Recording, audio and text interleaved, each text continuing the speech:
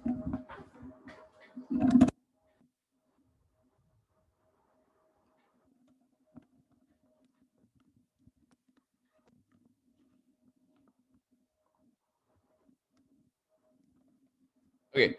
Just to make sure कि आपको पता हो, मैं आपको बता देता हूं कि कोई भी आवाज में दिक्कत हो या नेटवर्क में दिक्कत हो, गो अहेड एंड बोल दिया करो। ओके, अनम्यूट करके बोल दिया करो, बी कंफर्टेबल, एंड जो भी बातें आती हैं इंटरप्ट करके भी बोल सकते हो, कोई टेंशन नहीं है।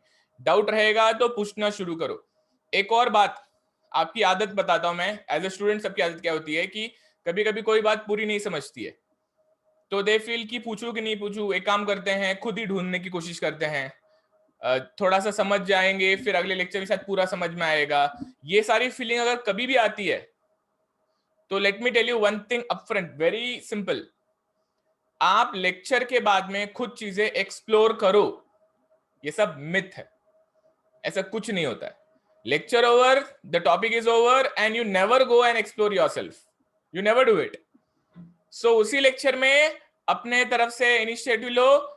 Late it be very stupid doubt, कोई आपका चेहरा तो देख नहीं रहा है ना, क्लासरूम में तो चेहरा दिखता है, शायद इसलिए शर्माते हैं, यहाँ पे किसी को चेहरा दिख नहीं रहा है। तो if you have any stupid doubt, go ahead, पूछ लो, कोई दिक्कत नहीं है।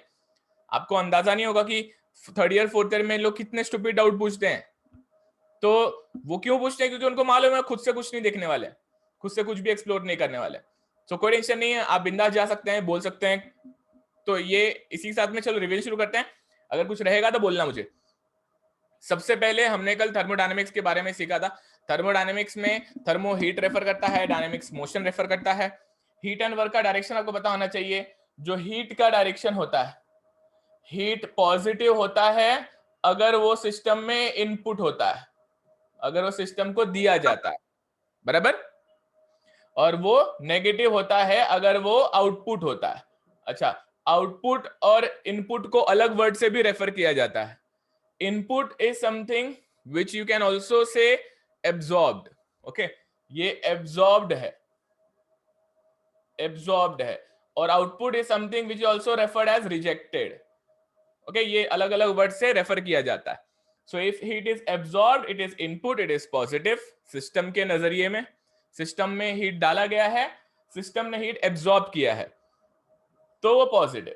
सिस्टम ने हीट रिजेक्ट किया है या फिर सिस्टम से हीट निकला गया है तो नेगेटिव हो जाएगा। ओके, वर्क, वर्क के बारे में आपको मालूम होना चाहिए। वर्क आउटपुट पॉजिटिव नेगेटिव कैसे होता है? अगर वर्क आउटपुट है, ओके, अगर वर्क आउटपुट है तो वो पॉजिटिव होता है, और वर्क अगर इनपुट होता है तो वो नेगेटिव होता है। अच्छा, आउटपुट का मतलब हो जाता है जनरेशन, वर्क इज जनरेटेड या work is done by the system. Generated लिखता हूं मैं, वर्क इज जनरेटेड या फिर work is done by the system. Input का मतलब होता है consumption, work is consumed, work is done on the system. Okay, तो यहां पे बाय द सिस्टम आएगा और यहां पे आ जाएगा consumed, work is consumed. Consume मतलब बिजली खाया है, ये बिजली बनाया है, बिजली खाया है। एंड यहां पे on the system, work is done on the system. Okay, you should just understand all this terminologies. इसमें कोई डाउट था? नहीं सर। Okay, perfect. दूसरा हमने क्या सीखा था? System and boundary. System and surrounding. We know that जिस पे हमारी नजर है, जिसको हम स्टडी कर रहे हैं, वो सिस्टम होता है। ओके, तो जो याद रखने वाली चीजें हैं वो पता होनी चाहिए आपको। दो तरह के सिस्टम होते हैं, एक होता है ओपन सिस्टम, एक होता है क्लोज सिस्टम। आइसोलेटेड थर्मोडायनेमिक्स में स्टडी नहीं किया जाता। ओपन सिस्टम में हीट ट्रांसफर भी होता है और मास ट्रांसफर भी होता है। क्लोज सिस्टम में हीट ट्रांसफर होता है लेकिन मास ट्रांसफर नहीं होता है। जब मास ट्रांसफर होता है तो उसमें डॉट लगा दिया जाता है, जब मास ट्रांसफर नहीं होता है तो वो सिर्फ सिम मास होता है। जब हीट भी फ्लो हो, मास भी फ्लो हो, तो ओपन सिस्टम। जब हीट फ्लो हो लेकिन मास फ्लो ना हो, मास उस सिस्टम के अंदर ही पड़ा रहे, तो उसको कहते हैं क्लोज सिस्टम। बराबर? हाँ सर। ओके, पिस्टन सिलेंडर में एक साइकिल आता है, ऑटो साइकिल, डीजल साइकिल, सुना आप लोगों ने? हाँ सर। नाम सुना है बस। अच्छा, वेरी गुड, सिखाऊंगा मैं। मुझे बताओ, ऑटो और डीजल साइकिल में उसको रेफर कैसा किया जाता है? ओपन सिस्टम की तरह रेफर किया जाता है कि क्लोज की तरह रेफर किया जाता है? क्लोज।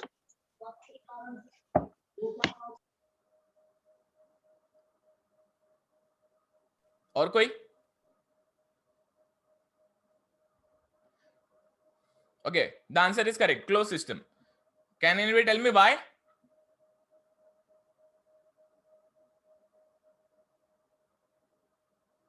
तुमने आईसी इंजन पढ़ा रहेगा ना, एसएमए में भी पढ़ा रहेगा, सक्शन एग्जॉस्ट स्ट्रोक सुना रहेगा ना? हाँ सर। हाँ सर। तो जब सक्शन और एग्जॉस्ट होता है तो यू डू फील ना, मास अंदर आ रहा है, मास जा रहा है। हाँ सर। हाँ सर। बराबर? क्या आपके किसी टीचर ने ऑटो डीजल सिखाते वक्त उसमें सक्शन और एग्जॉस्ट स्ट्रोक करा था क्या?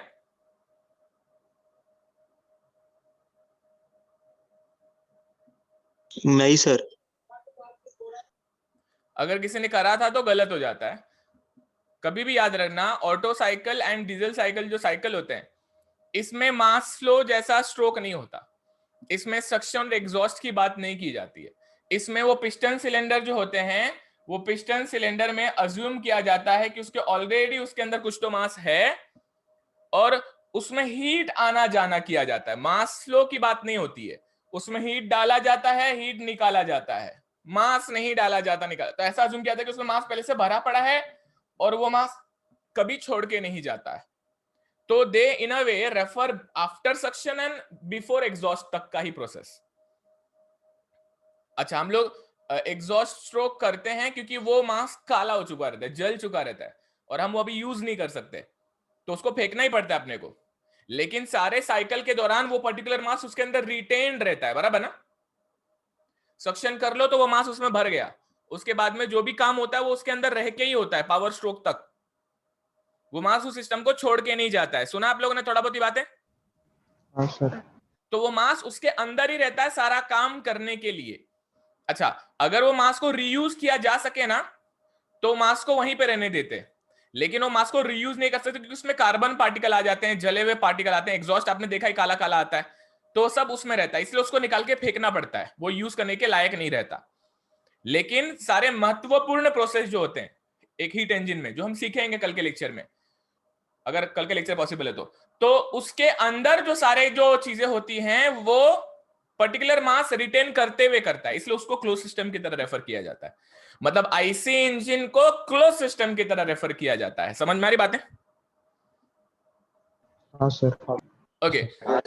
ओपन सिस्टम अगर आपको पता होना चाहिए, तो ओपन सिस्टम में टरबाइंस आते हैं जिसमें मास जगह पे रुकता कभी नहीं है, कभी नहीं रुकता है, वो चलता ही रहता है। बॉयलर में मास कभी रुकता ही नहीं है, वो चलता ही रहता है और वो चलते चलते अपना काम करके लेता है। Never mass stops at any place, it is always in a running mode. सब कुछ करता है। रेफ्रिजरेशन में जितने कंपोनेंट्स है, मास रुकता ही नहीं जगह पे, चलता ही रहता है, चलता ही सर रहता है। माइक नहीं चल रहा है आपका। हाँ, इसलिए मैंने पूछा था। अभी कैसा है अभी आवाज? हाँ सर, अभी ठीक। हाँ सर। ये जो वायर है ना, ये धोखा देता है बीच बीच में, ओके क्योंकि हमारा हैंड मोशन होता है। तो अगर आपको आवाज कभी लो आ जाए तो जस्ट टेल मी, शायद वायर ढीला हो गया। ओके ओके बच्चा लोग, आपको ये बात समझ में आ गई कि ओपन सिस्टम में वो सिस्टम होता है जहां पे मास कंटिन्यूअसली फ्लो होता रहता है। अच्छा, कभी कभी आपको आंखों से दिख रहा है मास फ्लो हो रहा है, जैसे कि आईसी इंजन, लेकिन वहां पे जो मास फ्लो होता रहता है वो मास एक बार एक जगह पे रुक जाता है, सारे के सारे प्रोसेसेस करवा लेता है, फिर आगे जाता है, तो वो क्लोज सिस्टम की तरह रेफर किया जाता है। बराबर? हाँ सर। अच्छा, ऐसा कंफ्यूजिंग सिस्टम सिर्फ आईसी इंजन ही है, बाकी ऐसा और कुछ नहीं है। बाकी सब में आपको क्लियर कट मास जगह पे रहेगा, कभी हिलेगा नहीं।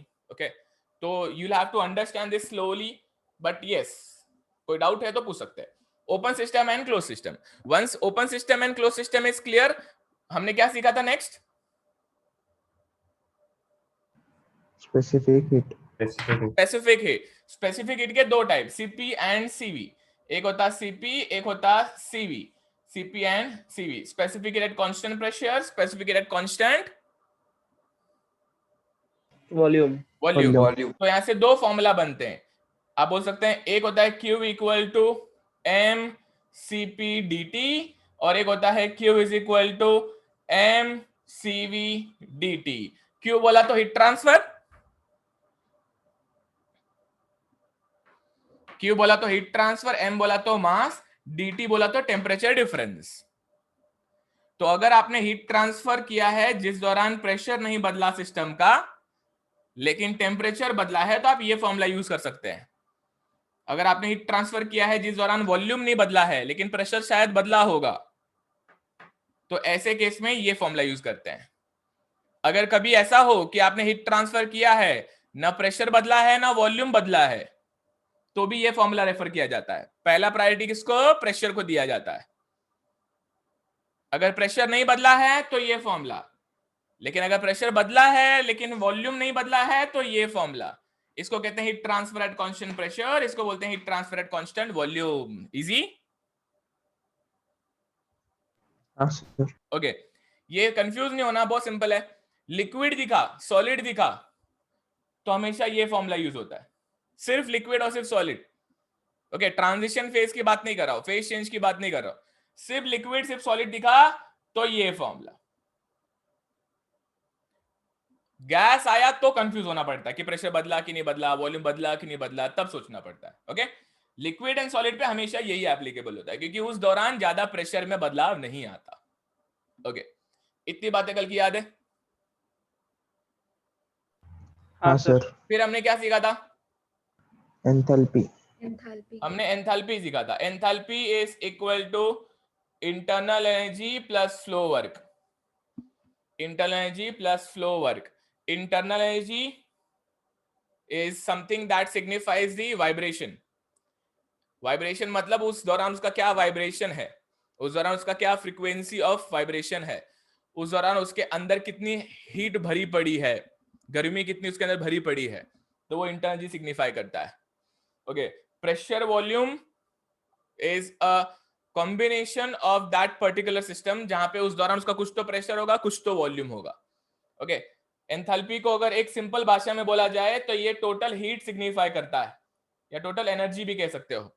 ये टोटल एनर्जी सिग्निफाई करता है उस पर्टिकुलर इंस्टेंट में जब उस सिस्टम का कुछ इंटरनल एनर्जी होगा और कुछ combination of pressure and volume होगा। आप एंथैल्पी कितना है उसमें उस दौरान नहीं निकालते हो, ये नहीं निकाला जाता। कभी भी चेंज इन एंथैल्पी निकाला जाता है। समझ में आ रही बातें? उसमें कितनी हीट भरी है नहीं निकाली जाती है, आप कभी भी चेंज इन एंथैल्पी निकालते हो। मतलब कि तुमने कुछ किया है, तुमने हो सकता है वर्क ट्रांसफर किया हो सकता है हीट ट्रांसफर किया हो, या फिर कुछ ना कुछ दूसरा कोई प्रोसेस किया हो। Either there is work transfer और देयर इज हीट ट्रांसफर और देयर इज सिंपली एक्सपेंशन और compression because of change in cross section. ऐसा कुछ किया रहता है, या तो हीट डालोगे या तो वर्क डालोगे या तो हीट निकालोगे या तो वर्क बनाओगे, चारों चीज बोल दिया मैंने। या फिर हो सकता है सिर्फ एक पाइप है उसमें से फ्लो करवा दिया और पाइप का क्रॉस सेक्शन कम ज्यादा हो रहा था, तो यही चीज पॉसिबल है थर्मो में, इसके अलावा कुछ नहीं होता है। तो उसको करने के बाद में, ये 5 चीज बोला मैंने, ये 5 चीज करने के बाद में एंथैल्पी में कितना बदलाव आता है वो निकाला जाता है। ओके, एंथैल्पी में कितना बदलाव निकल हो गया वो निकाला जाता है। तो एंथैल्पी में कितना बदलाव निकालने के लिए इसको चेंज इन एंथैल्पी बोलते हैं, और चेंज इन एंथैल्पी का फॉर्मूला हो जाएगा dH is equal to du plus dPV। समझ में? Change in enthalpy will be change in internal energy plus change in pressure volume. Sorted? इतना हमने सीखा था। इसको मैं समय समय के साथ और सिंप्लीफाई करता जाऊंगा आपके दिमाग में, लेकिन फिलहाल इसको कैसे याद रखना है? It signifies the total heat content in a body which is defined as, at that instant बोलना बहुत जरूरी है, which is defined as sum of internal energy and flow work which is nothing but product of pressure and volume. Okay?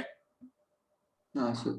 चलो, sir इतनी ये बात सबको समझ में आई? रेफ्रिजरेशन सिस्टम क्लोज सिस्टम होता है कि ओपन सिस्टम होता है? क्या डियर? ये रेफ्रिजरेटर जो घर का रहता है वो ओपन है कि क्लोज है? ओपन है, ओपन सिस्टम।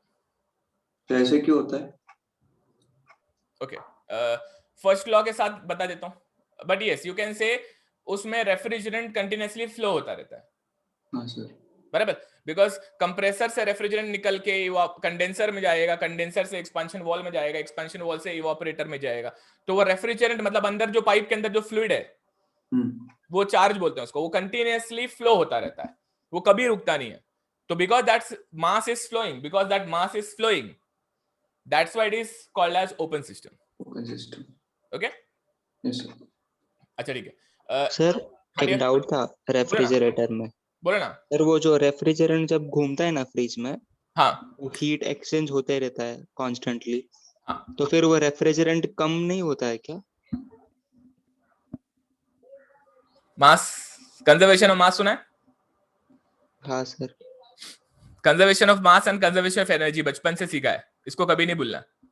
दुनिया में जितने टोटल मास है वो कभी खत्म नहीं होते, उनका वॉल्यूम कम ज्यादा हो सकता है, उनका फेज चेंज हो सकता है, लेकिन वो जितना केजी है वो कभी खत्म नहीं होते। बराबर? हाँ सर। हाँ, तो मास can neither be created nor be destroyed, that and the total amount of mass in the world always remains constant. It can only change from one phase to another, or can be in a mixed phase, but it never ever will get destroyed or never ever will get reduced. So basically अगर तुम heat कम ज्यादा करते हो तो उनका volume कम ज्यादा हो सकता है, लेकिन उनका केजी जितना है वो उतना हमेशा मेंटेन रहेगा। राइट? हाँ सर समझ गया। इससे आप ये भी दिमाग लगाओ ना, अगर वो हर बार थोड़ा थोड़ा कम हो रहा है तो एक दिन खत्म हो जाएगा ना। हाँ सर वही। और अगर खत्म हो गया तो मतलब फ्रिज में वो चार्ज भरते रहना पड़ेगा, और फ्रिज में जिस दिन चार्ज भरने की नौबत आ गई, याद रखना फ्रिज चेंज करने का टाइम आ चुका है। क्योंकि हमारे यहाँ पे फ्रिज को जब भी चार्ज किया जाता है तो वो ठीक से सील नहीं कर पाते उसको, वो लोग कंप्रेसर को कट करते हैं और चार्ज करते हैं, एंड वापस से उनसे ठीक से फिक्स नहीं होता, तो लीकेज रहता ही है। वो ब्रेजिंग करते हैं उसको, लीक होता ही रहता है वो। हाँ sir. That leakage you will never get the fridge as it is जैसे पहले था। समझा जो कहा? हाँ sir. Okay, chalo. Now this was something which we had completed yesterday. Now tell me one thing. Laws शुरू करने का टाइम आ चुका है। ओके, ये जो भी मैंने सिखाया था, पता नहीं क्यों लोग ना एंथैल्पी से बड़ा डर जाते हैं। मे भी उनके पास शब्दों की कमी होती है इसलिए नहीं कह पाते हैं, बट एंथैल्पी सुनते टेंशन आता है, या फिर मे भी जब एंट्रोपी सीख लेते हैं तब टेंशन बढ़ जाता है उनका। बहुत जल्दी आपके लाइफ में एंट्रोपी भी आएगा, डोंट वरी, वो भी समझ जाएगा। एंथैल्पी से डरना मत। एंथैल्पी कोई पूछा तो क्या बोलना? Enthalpy signifies the total amount of energy at that instant. If the person is getting disappointed, कुछ लोग हाईली टैलेंटेड होते हैं बहुत डिसअपॉइंट हो जाते हैं क्योंकि उनको डेफिनेशन रट्टा होता है, तो उसके बाद में उनको चिपका देने का, उनको बोलने का it is nothing but the sum of the internal energy and the product of pressure and volume, which is also called as flow work. अच्छा, flow work is not something which is every time possible, because closed system में flow work नहीं होता है, open system में flow work होता है। जब system flow होता रहता है ना, वहां पर फ्लो वर्क होता है। जब क्लोज सिस्टम है तो वहां पे फ्लो वर्क नहीं होता, तो वहां पे it is simply the product of pressure and volume. So general definition will not be internal energy and flow work. अगर क्लोज सिस्टम है तो it will be internal energy and the product of pressure and volume बोल सकता है, क्योंकि उस समय उस सिस्टम का जो जगह पे है उसका कुछ तो प्रेशर है, कुछ तो वॉल्यूम है। बराबर? Yes sir. हाँ सर। जब तुम उसमें हीट डालते हो ना, तो हीट डालने के कारण या तो उसका प्रेशर बढ़ेगा या तो वॉल्यूम बढ़ेगा। इट डिपेंड्स कि तुमने उसको रखा कैसे।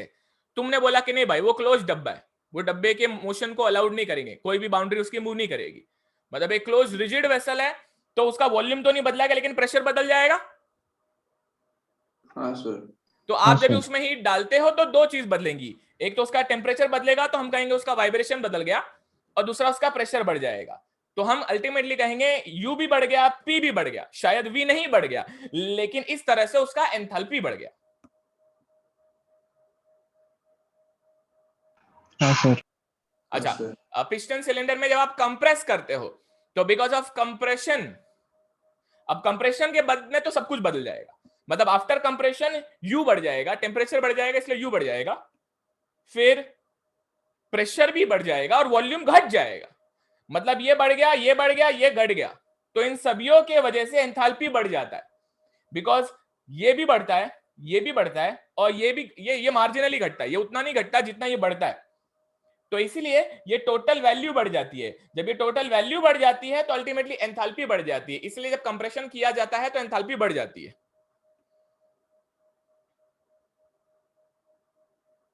समझा? हाँ सर। ओके। मैंने देखा है कुछ बूढ़े लोग जो होते हैं वो नाराज हो जाते हैं कि जब उनको कह दो एंथैल्पी मींस हीट, वो बहुत टेंशन में आता है, अरे क्या बोल रहा है ये बच्चा। तो उनको उस पे मत रुक जाना। ओके, आप चेहरा पढ़ने आना चाहिए आपको, बराबर ना? चेहरा पढ़ने आना चाहिए, उनका चेहरे से समझना चाहिए, अरे ये कन्विंस नहीं हो रहा है, तो क्या करने का, सर रुको मैं भी खत्म नहीं हुआ हूं। It signifies the total heat और the total energy content and defined as sum of internal energy and product of pressure and volume. बराबर? हाँ सर। हाँ चलो, सर। इतनी बात समझ में आ गई सबको? हाँ सर। बच्चा लोग, ये थी कुछ बेसिक बातें जो कल सीखी थी हमने। आज हम लोग लॉज शुरू कर रहे हैं। आज का हमारा पर्पस है लॉज सीखना। जब हम लॉज सीखेंगे तो लॉज में सबसे पहले शुरुआत होती है जो सबसे फालतू लॉ है, जिसको जीरोथ लॉ बोलते हैं। सबसे इजी लॉ है, फालतू इसलिए बोलना चाहिए क्योंकि बड़ा ही अजीब है। ओके, इट्स लाइक जैसे कि कुछ है बस वो बताना चाहते हैं। तो जीरोथ लॉ कोई बता सकता क्या है? If A is in thermal equilibrium with B and B is in thermal equilibrium with C, then A and C will be also in thermal equilibrium. Perfect. Okay, thermal equilibrium का मतलब sir heat same है। मतलब heat transfer रुक exchange. चुका रहेगा। हाँ sir. मतलब ए और बी के बीच में अगर हीट ट्रांसफर अब नहीं हो रहा है तो it mean they are having same temperature, and when the temperature become same then it is called as thermal equilibrium. बराबर? सो ऐसा देखा हाँ रहेगा सर। आपने, अगर ए बॉडी है और ये बी बॉडी है और ये सी बॉडी है, इनका अगर आपस में थर्मल इक्विलिब्रियम हो रहा है मतलब ये सेम टेम्परेचर पे है। इनका अगर आपस में थर्मल इक्विलिब्रियम हो रहा है इसका मतलब ये सेम टेम्परेचर पे है। जब ये दोनों सेम टेम्परेचर पे है, ये दोनों सेम टेम्परेचर पे, तो हम कह सकते हैं ये दोनों भी सेम टेम्परेचर पे है। इस तरह से if A is in thermal equilibrium with B and also if A is in thermal equilibrium with C, we can see B and C are also are in thermal equilibrium. अब कई लोग बोलते हैं इसका क्या फायदा है? कोई बता सकता है इसका क्या फायदा है? थर्मामीटर में परफेक्ट। जैसे कि अगर मेरे पास में दो बीकर पड़ा हुआ है, दो बीकर का टेम्परेचर सेम है कि नहीं ये मुझे पता करना है। ओके, इसका भी टेम्परेचर देखना है, इसका भी टेम्परेचर देखना है। इसमें कुछ लिक्विड भरा है, इसमें ये मान लो बी है और ये मान लो सी है। आप थर्मोमीटर लेके आओगे और थर्मोमीटर से टेम्परेचर मेजर करोगे। थर्मोमीटर से अगर इसमें रीडिंग दिखा रहा है 40 डिग्री सेल्सियस और फिर वही थर्मोमीटर इसमें डालने के बाद में टेम्परेचर दिखा रहा है 40 डिग्री सेल्सियस, मतलब ये भी 40, ये भी 40, ये भी 40, ये भी 40। By the way, thermometer reading कैसे देता है पता है ना आपको? हाँ सर, वो मर्क्यूरी एक्सपांड होता है मर्क्यूरी temperature के साथ। एक्सपांड होता है, तो मर्क्यूरी भी लिटरली 40 का बन जाता है उसके अंदर। हाँ सर। मतलब ना mercury also 40 and this also 40, तो ये भी 40, ये भी 40, ये भी 40, ये भी 40। जब ये भी 40 है, ये भी 40 है, तो इसका मतलब ये दोनों सेम टेम्परेचर पे हैं। It's so stupid law, right? मेरे को तो बड़ा स्टूपिड लगता है ये कि हम लोग पढ़ते क्यों हैं, बट ठीक है, ये होता है सर, तो आपको पता होना चाहिए। स्पेस में टेम्परेचर कैसे मेजर करते हैं? स्पेस में टेम्परेचर कैसे मेजर करते हैं? हाँ सर, ये लिक्विड का तो बॉइलिंग पॉइंट चेंज हो जाएगा ना स्पेस में। नहीं, उससे क्या लेना देना है उससे? थर्मामीटर भी होगा ना? नहीं, हम स्पेस में हो चाहे दुनिया में कुछ भी हो, हम उस समय उसका स्टेटस मेजर करते हैं। हम उस समय उसका स्टेटस मेजर करेंगे ना, और वो जो स्टेटस है वो स्टेटस तो वो हर जगह के हिसाब से बदलेगा। अब वो चाहे स्पेस हो, चाहे वो धरती हो, चाहे समुद्र के अंदर हो, चाहे पहाड़ हो। Okay. If you want to maintain that you will have to insulate it. इसलिए तो अपनी बॉडी को अपन वो स्पेस सूट पहनाते हैं ना। हाँ सर। अगर मैं स्पेस सूट नहीं पहनाऊंगा तो मेरी बॉडी का टेम्परेचर भी स्पेस जैसा होने की कोशिश करेगा और मैं इवापोरेट हो जाऊंगा, सूख जाऊंगा, पूरी तरह से खत्म हो जाऊंगा। अगर मैं स्पेस सूट नहीं पहना तो मैं स्पेस में जिंदा नहीं रहूंगा। सिर्फ मास्क लगा के अगर कोई सोच रहा है ना मास्क और सिलेंडर, ओ भाई ऐसा नहीं है। धीरे धीरे आप उधर भी सूख जाओगे क्योंकि अल्टीमेटली वो स्पेस आपको आपके ऐसा बना देगा। सो मेजर करना इज अ डिफरेंट थिंग, उसके लिए इक्विलिब्रियम तो लगेगा ही लगेगा, बट थर्मोमीटर जैसी चीज शायद नहीं यूज करेंगे वहां पे सेंसर जैसी यूज की जाएगी जो इलेक्ट्रिकल सेंसर्स होते हैं, क्योंकि थर्मोमीटर में वहां पे मर्क्यूरी को फिर नेचर ही चेंज हो जाएगा। मर्क्यूरी का भी मे बी मर्क्यूरी भी वो ऑपरेट करना शुरू कर देगा वहां पे। समझा ना? हाँ सर, समझिए। ओके मतलब आपको चीजें समझ में आनी चाहिए कि कहीं ना कहीं अगर कोई फ्लूइड आप यूज कर रहे हो मेजर करने के लिए किसी का टेम्परेचर, तो वो फ्लूइड उस एटमॉस्फेयर में कैसा बिहेव करेगा वो भी जानना बहुत जरूरी है. It is not just about space, it is about everywhere, everywhere. ठीक है, चलो एक और अगर आइडिया दूं तो जो रेफ्रिजरेटर के अंदर रेफ्रिजरेंट होता है वो भी रीजन वाइज या सीजन वाइज चेंज किया जा सकता है. इनफैक्ट पहले वही होता था, उसको रीजन वाइज या अपने इंडिया के लिए अलग रेफ्रिजरेंट, यूरोप के लिए अलग refrigerant, because working temperature is different ना.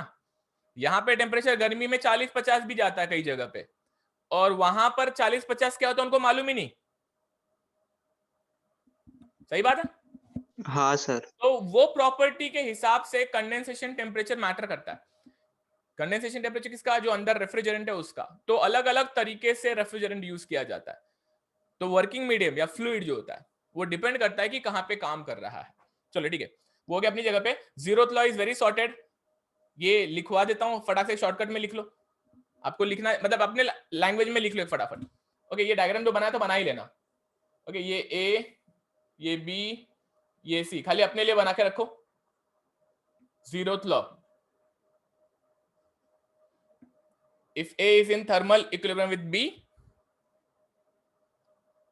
if A is in thermal equilibrium with B and A is also in thermal equilibrium with C,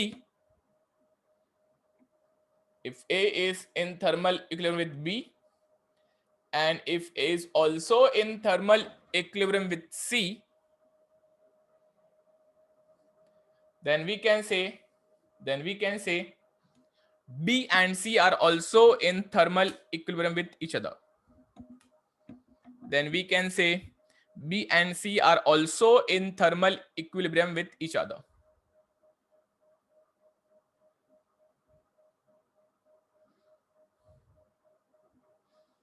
लिख लिया? डायग्राम बना लिया छोटा सा पटू सा. हाँ सर। एग्जाम्पल लिख सकते हो, thermometer as a body A, thermometer as body A, इतना लिख सकते हो बस. ओके, और कुछ बच्चा लोग मुझे एक सवाल का जवाब दो. आप लोगों को ध्यान से सुना, आप लोगों को फ्लो समझता है? फ्लो अभी फ्लो वर्क मैंने आपको लास्ट टाइम बताया था, तो फ्लो वर्क क्यों बोलते हैं? एग्जाम्पल दे देता हूं.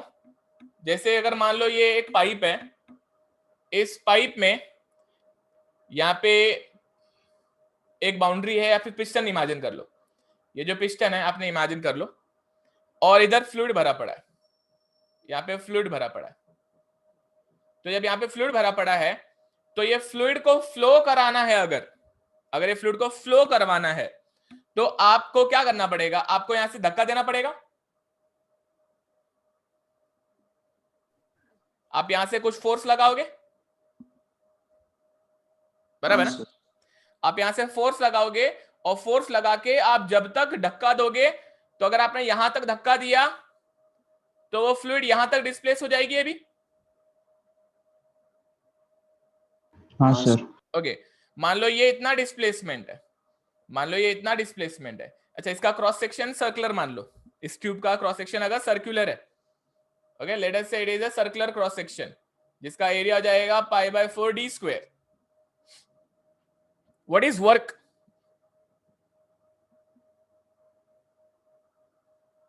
What is work?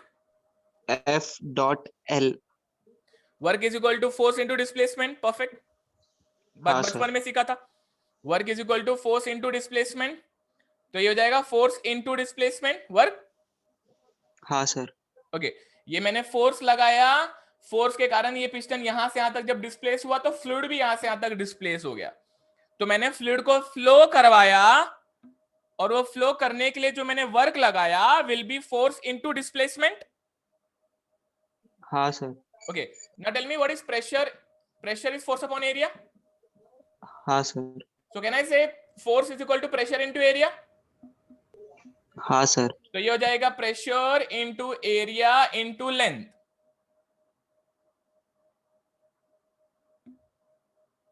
हाँ हाँ sir. Sir. And what is area into length? Volume. Volume. Cross section into length becomes the volume. जितना वॉल्यूम उसने आगे डिस्प्लेस कराया, तो ultimately this becomes P into V. इसलिए फ्लो वर्क को PV कहते हैं. जेपा हाँ सर। गाइस, फ्लो वर्क क्यों कहते हैं उसको समझ में आया?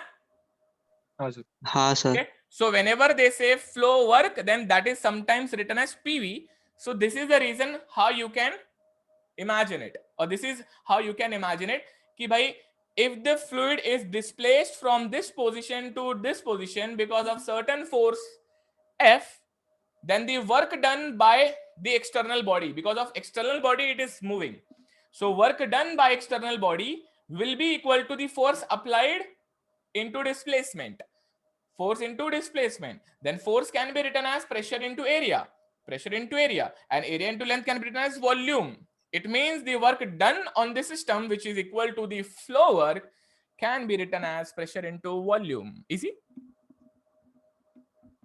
Yes, sir. हाँ सर। Okay, ये नहीं लिखा तो भी चलेगा, खाली याद रखना है आपको. Okay, खाली याद रखना है आपको कि फ्लो वर्क अगर बोला तो it is written as PV, and this is the reason why. Sir IC engine में इसका पूरा उल्टा होता है ना? क्या डियर? आईसी इंजन में इसका पूरा उल्टा ना? जैसे कि वो फ्यूल बर्न होता है और पिस्टन नीचे आता है. You can say that. Sir, non-flow processes in short. If you are considering only that as a system जिसमें उतना सा फ्लो हो रहा है, then that is not wrong on your side. But उल्टा होता है जरूरी नहीं. Okay? मैं आपको वो नॉन फ्लो के बारे में ना परेशान करके आपके दिमाग में क्लैरिटी दूं, तो कंप्रेशन के दौरान तो यही होता है ना.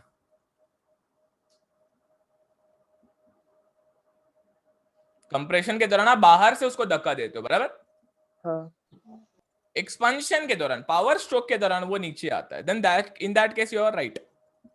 Okay, in that case you are right, बराबर? हाँ. ओके, वहां पे P और V जो डियर बदलता है ना, वो डायरेक्टली इस तरह से नहीं बताया जा सकता. मतलब इसको डायरेक्टली W को PV से नहीं सिग्निफाई किया जा सकता वहां पे. ओके, आईसी इंजन में ऐसा नहीं किया जाता, बिकॉज आईसी इंजन का कारण जो है उसमें बहुत सारी बातें आ जाती है. उसमें बहुत सारी बातें आ जाती है कि फ्लूइड किस तरह से बिहेव कर रहा है, उसमें कैसा बदलाव आ रहा है, उसमें हीट का आना जाना हो रहा है कि नहीं हो रहा है. तो देखा जाता है, इनफैक्ट वहां पर जो प्रेशर एंड वॉल्यूम में चेंज आता है उसमें एक रिलेशन होता है. अगर आपको याद दिलाऊं, कई लोग अगर क्लिक नहीं हो रहा कि मैं क्या कह रहा हूं, तो वहां पर जो वर्क होता है वहां पे PV रेस टू गैमा आ जाता है. Adiabatic. एडियाबेटिक, हाँ, सर. ठीक है. सो मैं इसलिए क्लोज सिस्टम में ये चीजें नहीं कभी भी बताई. देखने पॉइंट भी क्या, मैंने अभी जस्ट शुरुआत में कहा कि डोंट, Sir, mic. माइक का प्रॉब्लम। मैंने आपसे कहा कि आप सिस्टम में मत उसको डालो बीच में, बिकॉज क्लोज सिस्टम में उसको डालते ही ना बहुत सारे बातें ऐसी आती हैं जिसको आप कंसीडर नहीं करते हो. अभी आवाज क्लियर है?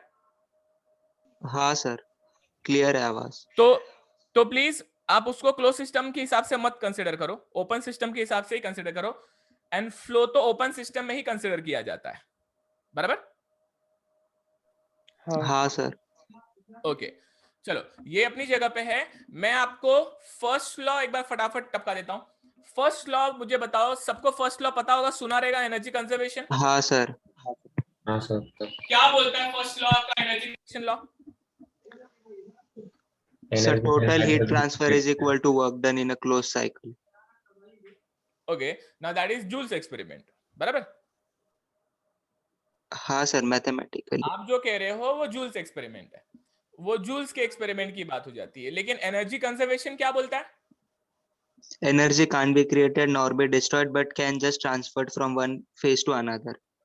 And the total amount of energy in the universe always remains Constant. constant. Perfect. अच्छा, फर्स्ट लॉ अगर आपको याद रखना है तो आप समझ लो कि first law is all about total amount of energy का कंजर्व होना. तो it is about conservation of energy which are given in various form. Joule's ने साइकिल के लिए दिया है, और फिर आप close system and open system में आप चीजों Sir, को mic. के सप्लाई करते हैं। माइक क्या हो रहा है? ग्रेविटी, ओके, आज ग्रेविटी थोड़ा तकलीफ दे रही है। एक सेकंड ना, जस्ट एडजस्ट।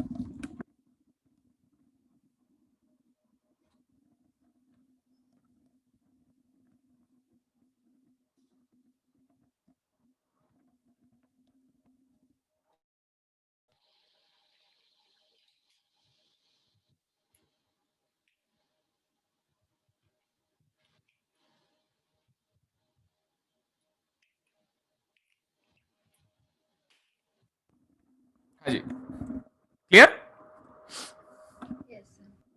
हाँ सर। आवाज क्लियर है बच्चों? हाँ। हाँ okay, sir. Now my concern is कि आपको फर्स्ट लॉ याद कैसे रखना है, ठीक है? तो आपको मैं सिंपल तरीका बताता हूं। फर्स्ट लॉ का मतलब होता है it is all about energy conservation, simple. First law is all about energy conservation. Then author to author चीजें अलग तरीके से लिखी जाती है आपके दिमाग में, लेकिन कैसे याद होना चाहिए फर्स्ट लॉ को आप देखो अगर तो सबसे पहला सिंपल बोलना चाहिए, first law is energy conservation. Energy conservation.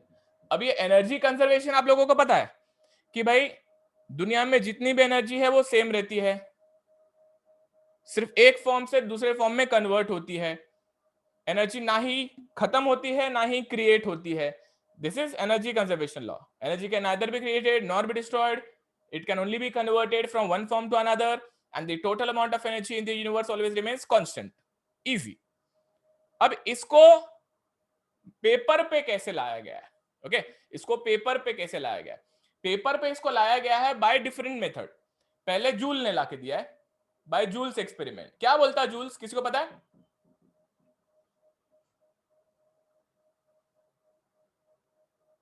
अभी बोला था ना किसी ने, जूल्स एक्सपेरिमेंट क्या बोलता है? हाँ sir, algebraic sum of work transfer is equals to heat transfer. heat transfer okay, वो बोलता है कि in भाई a closed system. अगर साइक्लिक प्रोसेस हो रहा है, मतलब एक साइकिल अगर कंप्लीट हो रहा है ना, मतलब अगर साइक्लिक प्रोसेस हो रहा है, अगर साइकिल कंप्लीट हो रहा है तो पूरे साइकिल में जितना वर्क आया गया है उतना ही हीट आया गया रहेगा। हाँ सर, उसने बोला है कि cyclic work transfer will be equal to cyclic heat transfer, ऐसा हमको दे दिया था कुछ तो। और उसके लिए उसने बहुत ही फालतू सा एक एक्सपेरिमेंट किया था, पेडल एक्सपेरिमेंट। एक ऐसा आइसोलेटेड डब्बा लिया था, उसमें एक ऐसा पेडल लिया था, उसमें पानी भर दिया था, उसको पुली से ऐसे लगा के यहाँ पे एक वजन लगा दिया था, ऐसा कुछ तो था एक्सपेरिमेंट। देखा था आपने? हाँ सर, वो हाँ, एमजी याद है, से इसको नीचे भाव आएगा देता और हूँ क्योंकि फिर हमने बचपन से कई बार देखा रहता है एक्सपेरिमेंट, है ना? हाँ सर, हाँ सर, यहाँ पे क्या होता है, यहाँ पे जब ये वजन को छोड़ा जाता है तो वजन नीचे जाता है, जिसकी वजह से ये घूमने लगता है, बराबर ना? इट्स लाइक योर हाँ सर, फैन, जो बचपन में फैन खेलते थे अपन, ऐसे उड़ता था वो। तो यहाँ पे ये वजन नीचे जाने की वजह से पुली घूम जाता है। जब ये पुली घूमने लगता है तो पुली घूमने के कारण ये फैन घूमने लगता है। अच्छा, इसमें ये क्या बोलता है कि ये जो नीचे आया तो ये अपनी वजन के वजह से नीचे इतना आया, तो वर्क हो जाता है उसका वेट इनटू लेंथ। तो इतना वर्क किया गया था और वो उतना लेंथ इनटू वर्क का कुछ तो वैल्यू आता है, लेंथ इनटू वेट का कुछ तो वैल्यू आता है, which is equal to force into displacement के फॉर्म में, बिकॉज फोर्स भी न्यूटन में होता है, वेट भी न्यूटन में होता है, डिस्प्लेसमेंट लेंथ मीटर में होता है, तो न्यूटन मीटर जूल, बराबर? जूल जिसको बोलते हैं, ये जूल यूनिट हो जाता है वर्क का, जिसके कारण ये घूमता है अंदर। और जब ये अंदर घूमता है तो उसके पहले उसने इसका टेम्परेचर T1 मेजर कर लिया था, उसका T1 टेम्परेचर थर्मामीटर से मेजर कर लिया था, थर्मामीटर लगा के। और फिर जब ये नीचे आया तो उसका T2 टेम्परेचर मेजर कर लिया, बराबर? हाँ सर, ऊपर रख के T1 मेजर कर लिया, नीचे जाने के बाद T2 मेजर कर लिया, और उसके वजह से यहाँ पे हीट जनरेट हुई थी और उसने देखा कि T1 से T2 ज्यादा है। फिर उसने फॉर्मूला लगा दिया Q equal to mCp dt, Q equal to mCp dt, जहां पे m रहेगा पानी का वजन, पानी का मास, Cp रहेगा पानी का विच इज 4.187, आपने बचपन में सीखा रहेगा, और dt will be temperature difference. तो उसने देखा कि जो मैग्नीट्यूड यहां पे आती है अप्रोक्सीमेटली वही मैग्नीट्यूड यहां पर मिलती है। समझा? हाँ सर। हाँ सर। इस तरह से एनर्जी कंजर्वेशन बताया उसने कि भाई जितना वर्क दिया उतना हीट बना। अच्छा, ये बहुत ही स्टूपिड लॉ है, ये बहुत ही स्टूपिड लॉ हो जाता है, इसमें बहुत सारी बातें समझ में नहीं आती है। उसने अननेसेसरीली इसको साइकिल के फॉर्म में बताने की कोशिश की है, अननेसेसरीली, जबकि यहां पे साइकिल नहीं बनता है, यहां पे साइकिल नहीं बनता है। साइकिल तब बने जब ये वजन अपने आप ऊपर चला जाए। साइकिल बना था क्या? मतलब अगर मैं यहां से आग लगा दूं तो ये आग लगाने के कारण ये इतना घूमना चाहिए कि घूमने की वजह से वजन अपने आप ऊपर जाना चाहिए। ऐसा कुछ हुआ था क्या?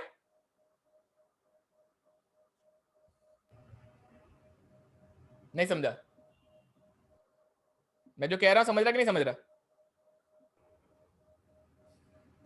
नेटवर्क खराब है क्या? नहीं सर, आ रही है आपकी आवाज। तो मैं जो कह रहा हूं नहीं समझ रहा? देखो, इसने साइक्लिक के लिए बोला हुआ है। ये इस एक्सपेरिमेंट पे ये फॉर्मूला एप्लीकेबल नहीं है। ये बहुत ही अजीब सा एक्सपेरिमेंट देते हैं जो बहुत ही बच्चों वाले लेवल है। मुझे लगता है आपको इसमें चिपक के रहना नहीं चाहिए, क्योंकि इस एक्सपेरिमेंट का ज्यादा कुछ यूज नहीं होता है आपके लाइफ में। लेकिन ये एक्सपेरिमेंट से सिर्फ इतना समझ में आता है कि जितना वर्क किया था उतना हीट जनरेट हो गया, that's it, that is the only sole purpose. बराबर? हाँ सर। अच्छा, लेकिन फिर ये फॉर्मूला क्या है? ये फॉर्मूला रियल लाइफ में लगाया जा सकता है। साइक्लिक क्यों बोलते हैं? आईसी इंजन, आप मुझे बताओ कितने लोगों को इंजन पता है? इंजन का वर्किंग पता है? किसी एक इंजन का वर्किंग कोई एक्सप्लेन कर सकता है क्या मुझे? कोई भी एक इंजन, हीट इंजन।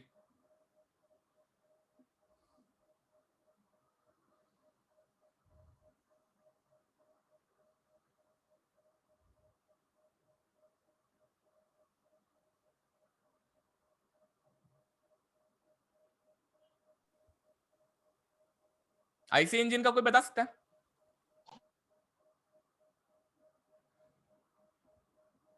मैं बताऊं? सर 4 स्ट्रोक्स रहते हैं उसमें। 4 स्ट्रोक रहते हैं, ओके। एक कंप्रेशन, एक्सपेंशन, पावर स्ट्रोक और एग्जॉस्ट स्ट्रोक रहते हैं। चलो कोई बात नहीं, लेट इट। 360 डिग्री में का रोटेशन पे वर्क करता है वो क्रैंक। ओके, ठीक है, कोई बात नहीं। एक्सपांशन और पावर स्ट्रोक एक ही होता है बाय द वे, बट ठीक है, कोई बात नहीं। मैं एकदम सिंपल सी बात बताता हूं, ठीक है? अगर मैं प्रोसेस की बात करता हूं तो what are those process? The first process is compression, because you compress, you bring the thing in a condition which can perform some work.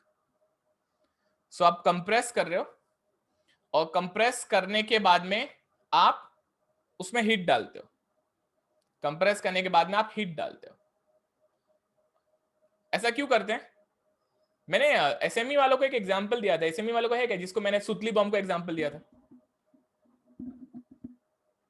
हाँ सर, वो याद है क्या? सुतली बॉम्ब को बहुत टाइटली बांधा जाता है। अगर सुतली बॉम्ब निकाला तो वो खुश पटाखा बन जाता है। सुतली बॉम्ब जैसा ही सारा इंजन काम करता है।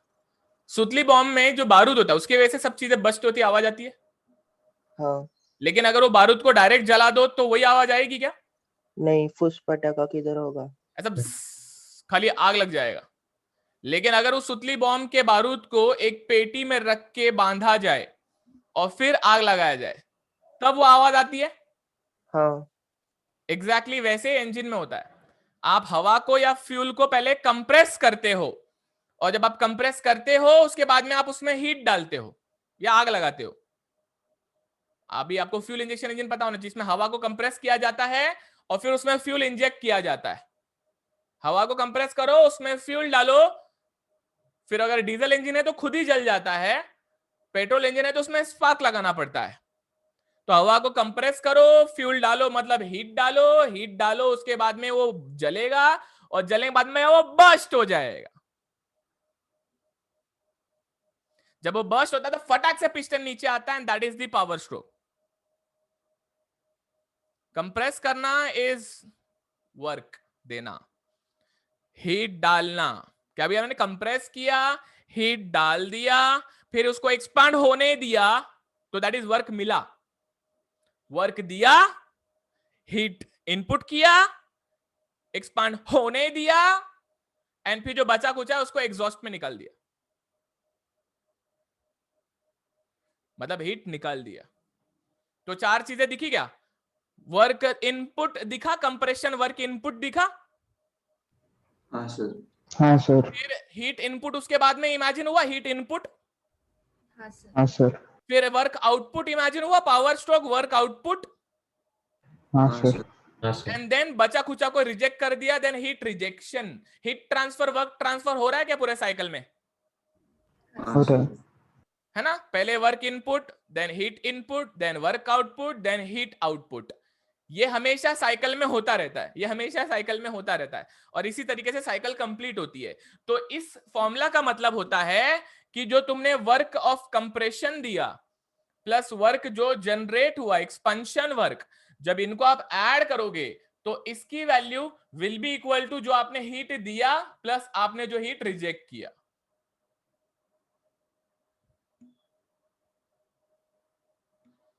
कंप्रेशन, एक्सपेंशन, कंप्रेशन में वर्क इनपुट है तो ये नेगेटिव वैल्यू में पुट किया जाता है, एक्सपेंशन में वर्क आउटपुट है तो ये पॉजिटिव वैल्यू में पुट किया जाता है।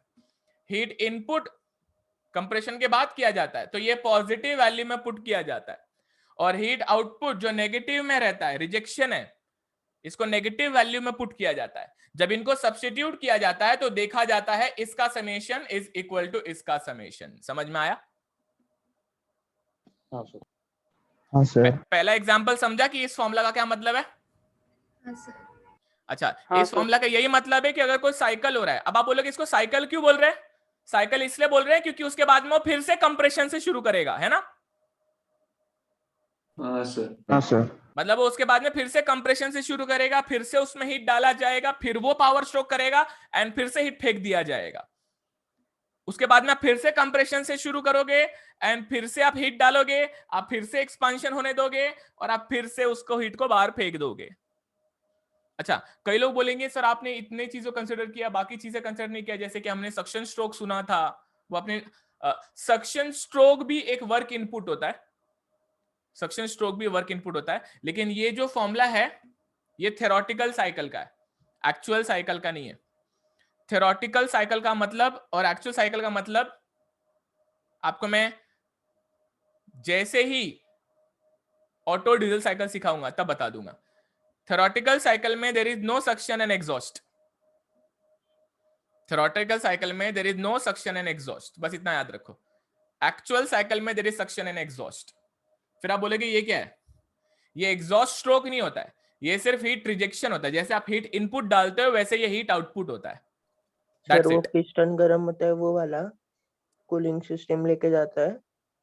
You can say that, you can say that कि अंदर जो फ्लूइड है, वो जो फ्लूइड है, वो फ्लूइड जो कार्बोरेटर से आ रहा है, कार्बोरेटर बोल रहा हूं, रेडिएटर से आ रहा है, वो हीट लेके चला जाता है। आप ऐसे कह सकते हो, ऐसे कह सकते हो। लेकिन theoretical cycle is simply A simplest cycle which takes care of all the 99% thing and 1% जो होता है वो एक्चुअल साइकिल में ऐड हो जाता है। ओके, इसको आप कभी भी मिक्सअप मत करना एक्चुअल साइकिल से, आप इसको थ्योरेटिकल में रखो। थ्योरेटिकल में क्या होता है पता है? थ्योरेटिकल में आप पहले कंप्रेस करते हो और फिर हीट डालते हो, ऐसा बोला जाता है। हीट डालते हो और फिर एक्सपांड होने देते हो और फिर हीट को निकलने देते हो, और फिर आप यहीं से वापस से कंप्रेस करते हो और फिर हीट डालते हो, फिर एक्सपांड होने देते हो और हीट को निकलने देते हो। मतलब you will never find suction and exhaust over here, इधर सक्शन एक्सॉस्ट नहीं दिखेगा।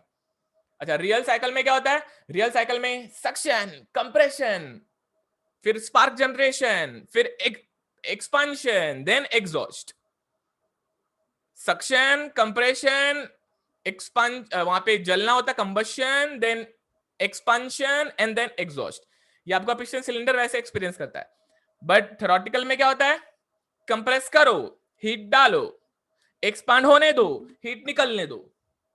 मतलब पिस्टन नीचे ही रहेगा, पिस्टन नीचे ही रहेगा और उसमें का हीट रिजेक्शन प्रोसेस कंसीडर किया जाता है।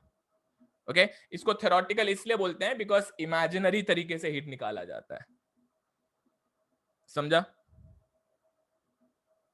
हाँ हाँ सर। सर। ओके ये सब अपनी जगह पे है, ये बात आपको पता होनी चाहिए।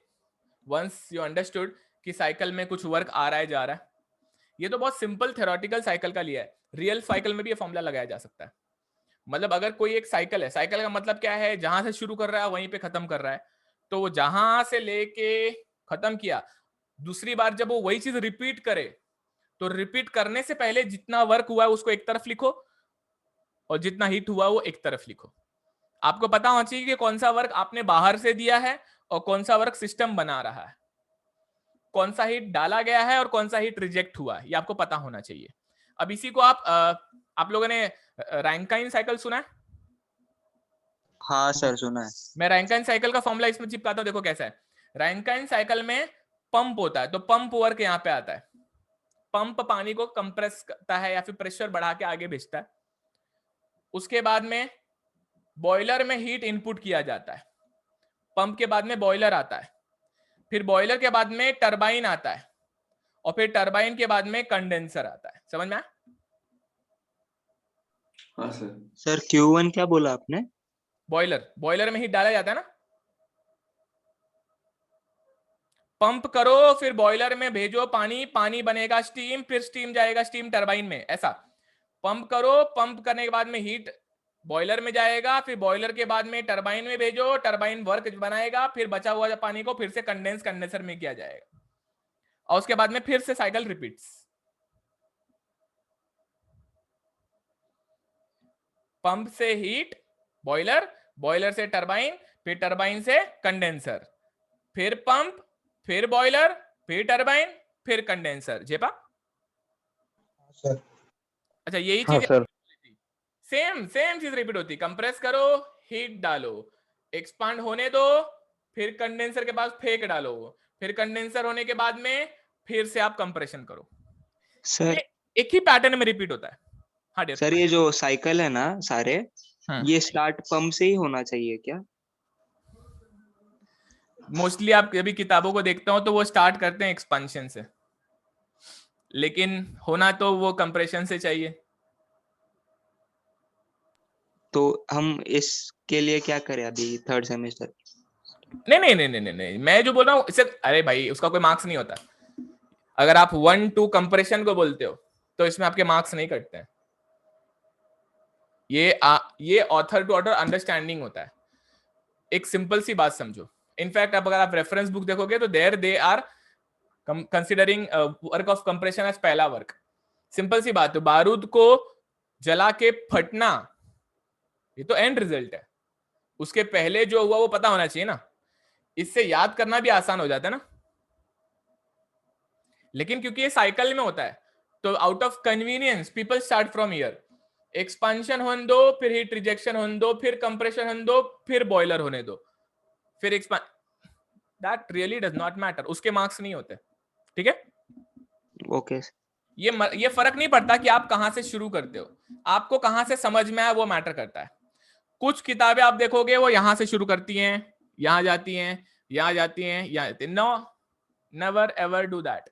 इमेजिन नहीं होता है। फिर मेरे लिए इमेजिन क्या बोल रहा हूं मैं, पहले कंप्रेस करो, फिर हीट डालो, एंड फिर जलने दो और एक्सपांड होने दो, एंड फिर वर्क होने के बाद हीट का रिजेक्शन होने दो। ये बेस्ट सीक्वेंस होता है जो मैं आपको बता रहा हूं, बराबर? हाँ सर। ओके, इतना समझ में आया सबको जूल्स एक्सपेरिमेंट के बारे में? सर हाँ सर। जूल्स एक्सपेरिमेंट में cyclic work is equal to cyclic heat, ये पहली बात जूल ने बोला गया, ये फर्स्ट लॉ का पहला यूज है, ये फर्स्ट लॉ का पहला यूज है।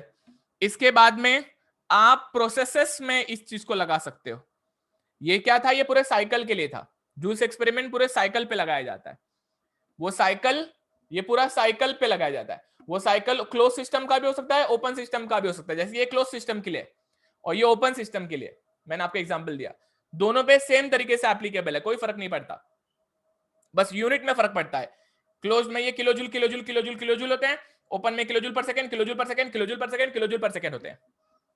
ये मैंने क्या दिया आपको, ये आईसी इंजन का एग्जांपल दिया, और ये मैंने आपको क्या दिया, ये मैंने आपको रैंकाइन साइकिल मतलब स्टीम टरबाइन, ये मैंने आपको स्टीम टरबाइन के साइकिल का एग्जांपल दिया। ओके, स्टीम टरबाइन के साइकिल का, सिर्फ स्टीम टरबाइन का नहीं, आईसी इंजन और स्टीम टरबाइन के साइकिल का एग्जांपल दिया। इससे आपको समझ में आना चाहिए कि साइक्लिक प्रोसेस दोनों पे लगाया जा सकता है, समझा? हाँ सर। ओके, जूल्स एक्सपेरिमेंट अगर समझ गया है तो ये मैं अभी बच्चों वाली बात हो गई, एनर्जी कंजर्वेशन लिखवाना, आप सिर्फ डायरेक्ट लिखो फर्स्ट लॉ डैश करके एनर्जी कंजर्वेशन, ये पता होना चाहिए ना, energy can neither be created nor be destroyed, या किसी को नहीं पता है?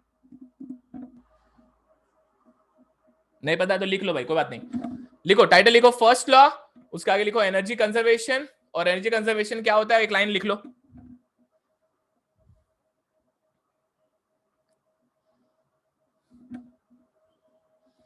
लिख लो, energy can neither be created nor be destroyed, energy can neither be created nor be destroyed, it can simply be converted from one form to another, it can simply be converted from one form to another,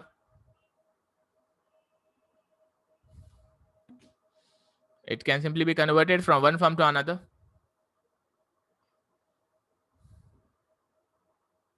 and the total amount of energy in the universe remains constant, and the total amount of energy in the universe remain constant.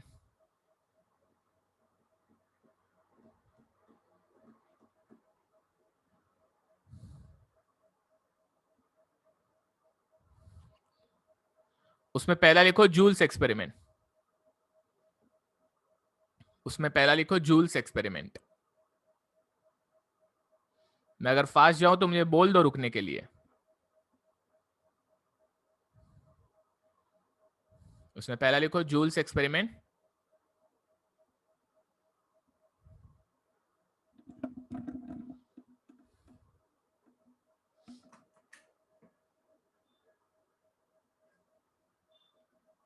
Okay, Joule's experiment. Okay, Joule's experiment के आगे dash करके लिखो। Okay, Joule's experiment के सामने dash करके लिखो।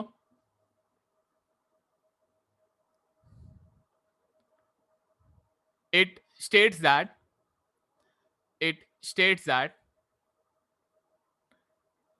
in a heat engine cycle, it states that in a heat engine cycle, in a heat engine cycle, sum of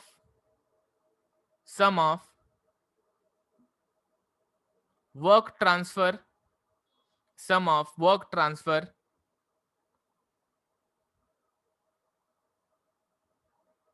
will be equal to sum of heat transfer. Sum of work transfer will be equal to sum of heat transfer in the entire cycle. In the entire cycle. Okay, समझा इतना? हाँ sir. Okay, जैसा मैंने लिखा है okay वैसा आप लिख सकते हो। आप वो एरो मारना है मारो, नहीं मारना है नहीं मारो, कोई टेंशन नहीं है। आप खाली लिख लो वहां पे cyclic dw equal to cyclic dq। वो साइक्लिक इंटीग्रेशन समझता है ना आपको क्या लिखा मैंने? किसी को नहीं समझता है? हाँ सर समझता हूँ। अच्छा, इंटीग्रेशन का क्या मतलब होता है? Area under curve. निकालना। Okay, area under curve is not bad, but integration का मतलब होता है एडिशन। हाँ सर। ओके, इंटीग्रेशन का मतलब होता है एडिशन, बराबर? हाँ सर। अच्छा, इसको साइक्लिक इंटीग्रेशन इसलिए बोलते हैं क्योंकि addition of work in the entire cycle. Okay, addition of work in the entire cycle. तो मैंने आपके लिए साइकिल बनाने की कोशिश किया एरो से। ओके, आप देख सकते हैं कि वर्क ट्रांसफर WC WE एक सीक्वेंस में नहीं होते हैं, लेकिन उस साइकिल में होते हैं, बराबर ना? हाँ सर। ओके, एरो क्या बता रहा है कि कंप्रेशन के बाद हीट एडिशन होता है, फिर एक्सपांशन होता है, एंड फिर हीट रिजेक्शन होता है। अच्छा, मैंने कहा इसको हीट इंजन के लिए है क्योंकि एक्सपेरिमेंट हीट इंजन के लिए दिया जाता है, लेकिन ये रिलेशन आप रिवर्स हीट इंजन पे भी लगा सकते हैं। किसी को पता है रिवर्स हीट इंजन क्या होता है? नहीं sir. Refrigerator. Perfect. Refrigerator, heat pump, ये सारे रिवर्स हीट इंजन होते हैं। ओके, इसको हम लोग सेकेंड लॉ के साथ सीखेंगे, but refrigerator and heat pump को रिवर्स हीट इंजन कहते हैं क्योंकि उल्टे डायरेक्शन में काम करते हैं। जब मैं आपको सेकेंड लॉ सिखाऊंगा तब उसके साथ में वो सिखाऊंगा, उनमें फर्क भी बताऊंगा, लेकिन फिलहाल के लिए जैसा बोर्ड पे है पूरा छाप लो।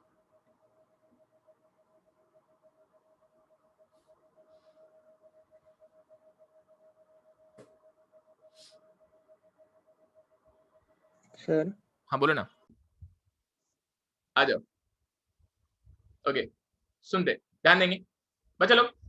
when it comes to the first law का application on closed system and open system, okay, before I start, okay, आ जाओ।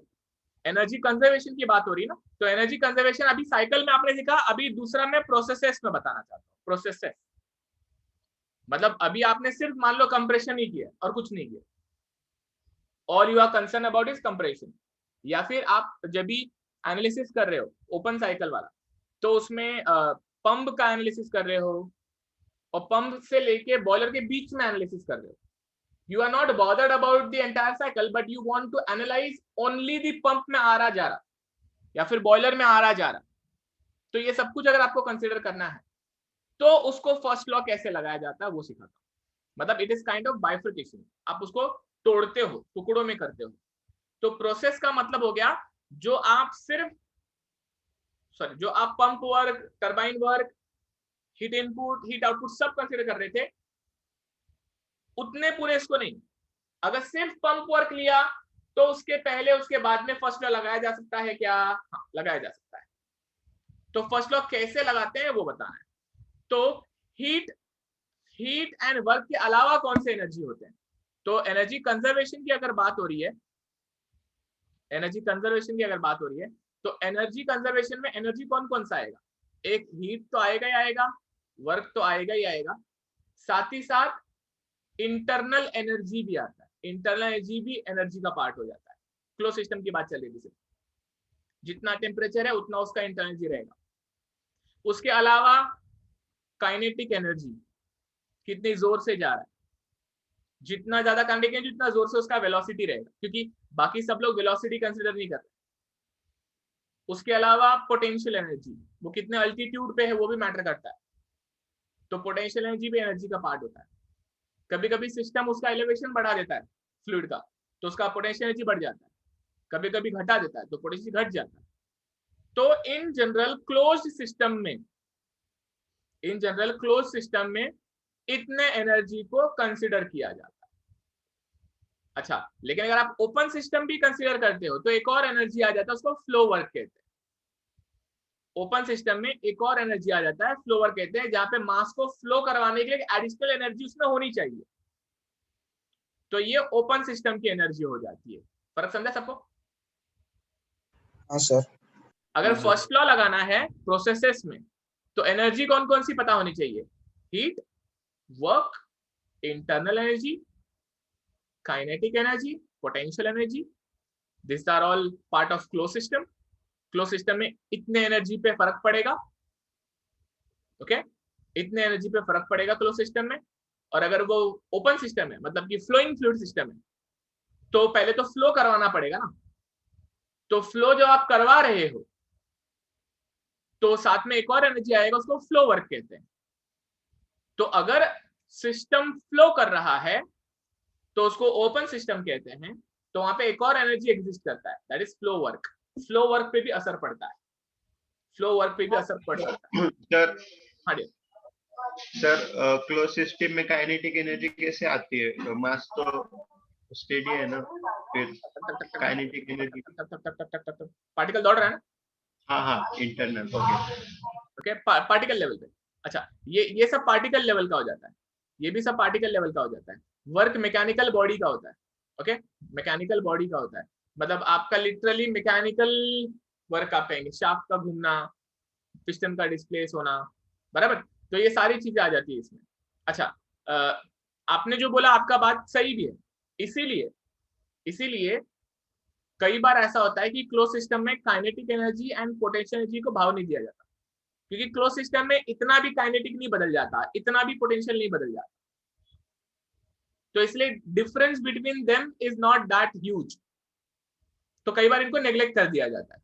इनफैक्ट गैसेस में तो इनको नेग्लेक्ट ही किया जाता है कई बार until unless बहुत सब्सटैंशियल चेंज हो जाए।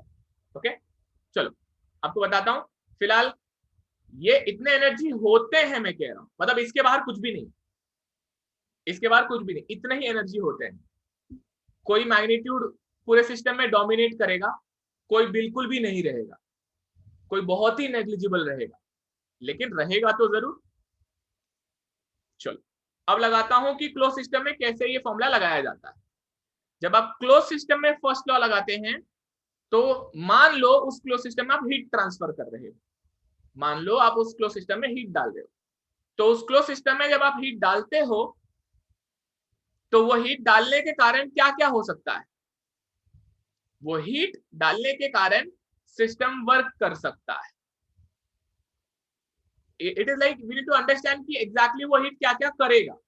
वो हीट के कारण वर्क हो सकता है, वर्क नहीं हो रहा है, वर्क बहुत कम हो रहा है, लेकिन उसके इंटरनल एनर्जी में बदलाव आ रहा है। बदलाव आना इसलिए डेल्टा यू लिखा है। हो सकता है वो हीट के कारण उसका काइनेटिक एनर्जी बदल रहा है, मतलब इन दोनों में अगर बदलाव नहीं आया तो हो सकता है हीट डालने के कारण वो बहुत जोर से भागने के लिए तैयार हो गया। सर इंटरनल एनर्जी और काइनेटिक एनर्जी अलग अलग कैसे हुआ? इंटरनल एनर्जी को आप डायरेक्टली सिग्निफाई सिर्फ करो by temperature, vibration. Okay, kinetic energy will be the flowing velocity, आप बोल सकते हो। अगर क्लोज सिस्टम की अगर आप बात करते हो तो ये नेग्लिजिबल रहेगा, लेकिन कहीं ना कहीं वो दौड़ रहा है, दैट इज काइनेटिक एनर्जी, लेकिन नेग्लिजिबल रहता है। इनको बाइफरकेट कर दिया जाता है बाय कंसीडरिंग टेम्परेचर का function only as internal energy. समझा? हाँ, Okay. मतलब इधर डेल्टा यू बस टेम्परेचर ही कंसीडर हो रहा है और काइनेटिक को अलग से प्रायोरिटी दे रहे हैं।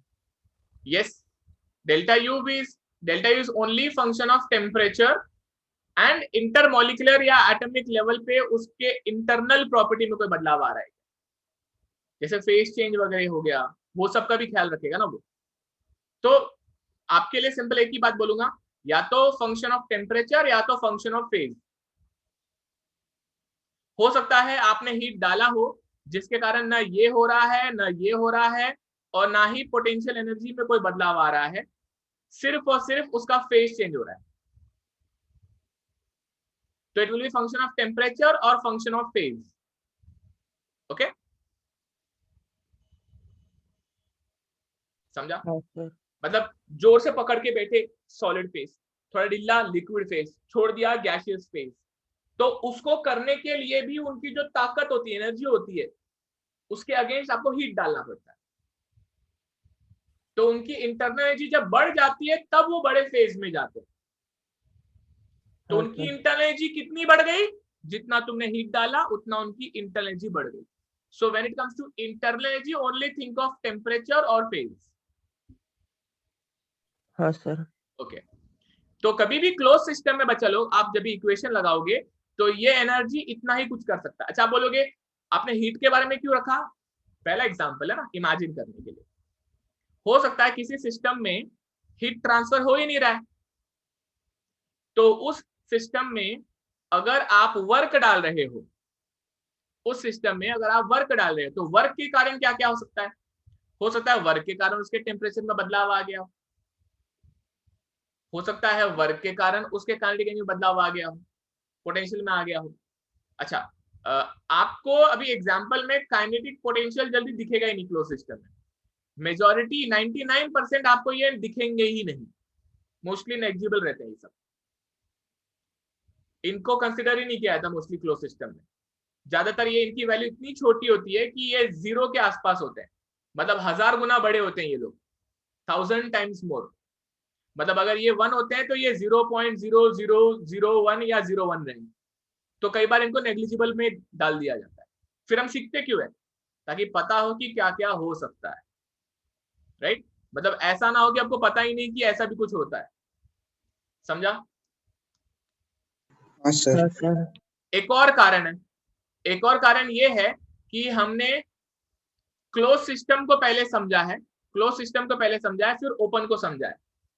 देखा जाता है कि क्लोज्ड में तो इसमें बदलाव नहीं आता, लेकिन ओपन में बहुत बदलाव आता है। तो क्लोज्ड में इतना और ओपन में उसको कंसीडर करके आएगा ना।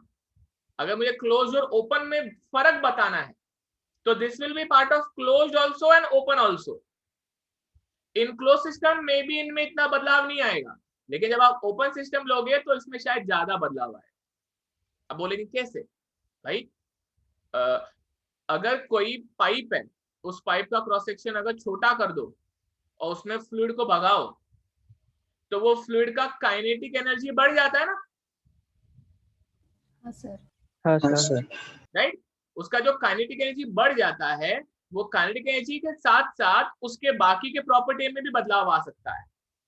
It can be internal energy, it can be flow work, इन सब में भी बदलाव आता है। तो कई बार ऐसे सिस्टम में इनमें बदलाव नहीं आता, इनमें बदलाव शायद ना आए, लेकिन इनमें इनमें और इनमें बदलाव आ सकता है। तो ये जो इक्वेशन है, ये इक्वेशन सिर्फ हीट और वर्क का ही ठेका लेके नहीं रखता। ये इक्वेशन एक ऐसा जनरल इक्वेशन है जो सब कुछ कंसीडर करता है, इसलिए तो इसको एनर्जी कंजर्वेशन का इक्वेशन कहते हैं ना। ये जनरल समझते हैं आप? जनरल वर्ड, हाँ सर। जनरल का मतलब जो सबका ख्याल रखे, जनरल का मतलब जो सबका ख्याल रखे। तो ये क्लोज सिस्टम में जब आप इक्वेशन लगाओगे तो इक्वेशन ऐसा दिखेगा, और ओपन में लगाओगे तो इक्वेशन आप ऐसे ही, बोलता हूं ध्यान से देखना। अगर आप ओपन सिस्टम में हीट दोगे तो मे बी वो हीट वर्क करेगा, मे बी वो हीट इंटरनल एनर्जी बदलेगा, मे बी वो हीट काइनेटिक एनर्जी बदलेगा, मे बी वो हीट पोटेंशियल एनर्जी बदलेगा, या फिर मे बी वो एनर्जी फ्लो वर्क बदलेगा। मतलब हो सकता है हीट डालने के कारण ज्यादा फ्लो वर्क देना पड़ रहा है या कम फ्लो वर्क देना पड़ रहा है, यू नेवर नो। जब वो खुद को ही फ्लो करने के लिए काबिल तो शायद फ्लो वर्क कम करना पड़े। और आपको मालूम होना चाहिए इंटरनल एनर्जी और फ्लो वर्क साथ में क्या बनाते हैं? Enthalpy, change in enthalpy. Perfect my dear. तो ये फॉर्मूला ऐसा भी लिखा जा सकता है, W plus delta H plus delta KE plus delta PE। मतलब क्लोज्ड सिस्टम में जब आप लिखोगे, क्लोज्ड सिस्टम में जब आप इक्वेशन लिखोगे तो द डेल्टा U रहता, और ओपन सिस्टम में जब आप इक्वेशन लिखोगे तो वहां पे डेल्टा H रहता। लेकिन you should know somewhere back of your mind that this is nothing but delta U plus delta PV। समझा? हाँ सर। हाँ सर। बच्चा लोग, ये इक्वेशन में हम एप्लीकेशन लगाएंगे एंड इसको और अच्छे से समझेंगे, बट फिलहाल आज के दिन में आपको यही समझना है कि जब आप फर्स्ट लॉ को साइकिल के फॉर्म में दिखाते हैं तो बोर्ड, और प्रोसेस के फॉर्म में दिखाते हैं तो उसमें सारे एनर्जी का ख्याल रखा जाता है। अगर क्लोज सिस्टम है तो उसमें टोटल समेशन ऑफ एनर्जी इस तरह से लिखा जाता है, हीट एक तरफ बाकी सब एक तरफ। ओपन सिस्टम है तो उसमें एनर्जी इस तरह से लिखा जाता है, हीट एक तरफ वर्क उस तरफ। आप बोलोगे ऐसा क्यों किया है? डायरेक्शन याद करो, डायरेक्शन याद करो। आपको डायरेक्शन पता होना चाहिए। वर्क जब इनपुट होता है तो नेगेटिव होता है, लेकिन हीट जब इनपुट होता है तो पॉजिटिव होता है, बराबर ना? सर। इसलिए रिलेशन जो होता है वो नेगेटिव पॉजिटिव का होता है, इसलिए वो एक दूसरे के अपोजिट खड़े होते हैं।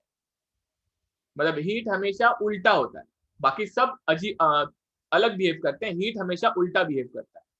वर्क हमें जब मिलता है तो उसको पॉजिटिव बोलते हैं, लेकिन हीट जब ही निकलता है तो उसको नेगेटिव बोलते हैं, उसको रिजेक्शन बोलते हैं। तो इनका नेचर उल्टा होता है, इसलिए ये इक्वेशन के दूसरे तरफ होते हैं हमेशा। तो इस तरह से आपको याद रखना है कि प्रोसेस के लिए फर्स्ट लॉ कैसे लगाया जाता है। सबको समझा है आज की बात? हाँ सर। जैसा हाँ, बोर्ड सर। पे है ना, जैसा बोर्ड पे ना वैसे ही छापो, फटाक से छापो। प्रोसेस में पहले एनर्जी लिखो, एंड फिर क्लोज एंड ओपन का लिखो। कोई सवाल है तो पूछो। सर W जब इनपुट होगा तब W और वर्क फ्लो भी तो इनपुट ही होता है ना, तो दोनों सेम होना चाहिए ना।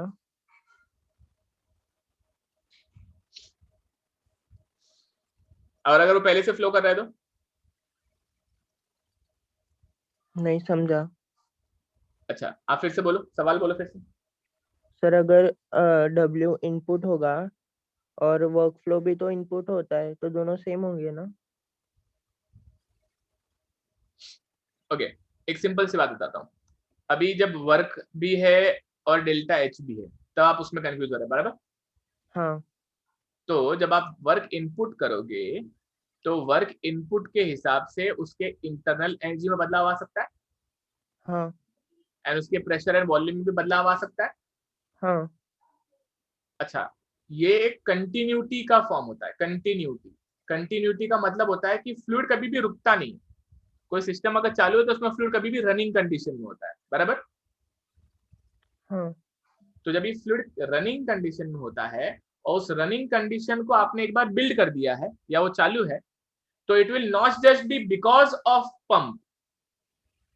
सिर्फ पंप के हिसाब से रहेगा जरूरी नहीं है, वो बाकियों के ऊपर भी डिपेंड करेगा ना। बॉयलर कितना रेजिस्ट कर रहा है, या बॉयलर के वजह से कोई ग्रेविटी ऐड हो रही है क्या। हो सकता है ना वो फ्लूइड किसी ग्रेविटी की वजह से भी नीचे आ रहा है मोमेंटम से, हाँ तो उतना ही पंप को कम वर्क करना पड़ेगा ना। हाँ तो it means you can not say that flow work is solely because of pump, it will also be influenced because of other components in the system. हाँ तो ये इक्वेशन इनफैक्ट उस बात का ख्याल रखता है कि जो फ्लो वर्क है वो फ्लो वर्क किस तरह से बदलता है because of the given work input. तो ये उसका इंटीग्रल रिलेशन देता है। आप सिर्फ एक चीज को देख रहे हो, लेकिन आप उस चीज के बारे में ये नहीं सोच रहे कि वो चीज दूसरे के वजह से भी इन्फ्लुएंस में है। हाँ तो इन अ वे आप यहाँ पे अपने आप, इधर इधर मैं पीवी नहीं लिखा हूं, इधर मैं चेंज इन पीवी लिखा हूं। तो इधर इधर आप बोल सकते हैं कि जब आप W देते हो तो फ्लो वर्क में क्या बदलाव आए, बदलाव आए।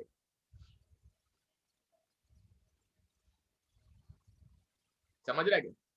वर्क देंगे तब स्टार्ट होगा फ्लो वर्क। वही मैं आपसे कह रहा हूं कि वर्क देंगे तो स्टार्ट, आप इनिशियल फेज की बात कर रहे हो। अच्छा, एग्जांपल देता हूं। पंखा जब आप चालू करते हो तो पंखा एक्सेलरेट होता है। हाँ does that accelerate through out it's life?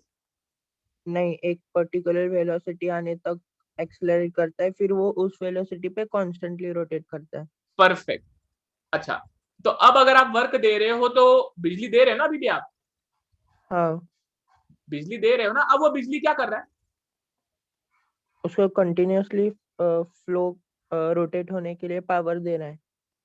मतलब उस वेलोसिटी को मेंटेन करने के लिए दे रहा है। हाँ क्योंकि अगर मैं बिजली बंद कर दूंगा तो वो स्लो होके बंद हो जाएगा। हाँ तो कई बच्चे बोलेंगे सर बिजली तो चेंज के लिए होता है, वो चेंज क्रिएट करना चाहिए। हाँ लेकिन जब मैं बिजली दे रहा हूं तो वेलोसिटी तो नहीं बदल रहा है। It means there is no change in velocity, and if there is no change in velocity it means no work is given. हाँ No, but that work is taking care of all the resistances in the system. Because of that bijli, all the resistances are overcome and you are helping fan maintain that constant speed, isn't it? हाँ Exactly, कि वो जो fan है वो influence में है बाकी system के, तो वो फ्लो हो रही है। तो अब आप बिजली क्यों दे रहे हो? अब आप बिजली दे रहे हो उस रेजिस्टेंस को ओवरकम करने के लिए। और अगर आसपास वाली सिस्टम उसके फेवर में हुई तो हमें कम बिजली देना पड़ेगा। या ऑब्वियसली ऑब्वियसली एग्जैक्टली ये इक्वेशन भी वही करता है। अब आप वर्क ये नहीं दे रहे हो कि वर्क के वजह से पीवी क्रिएट हो रहा है, ना ना ना ना। अब आप वर्क दे रहे हो ताकि ये डिफरेंशियल पीवी आप मेंटेन कर सको। ओके, समझा। Very good.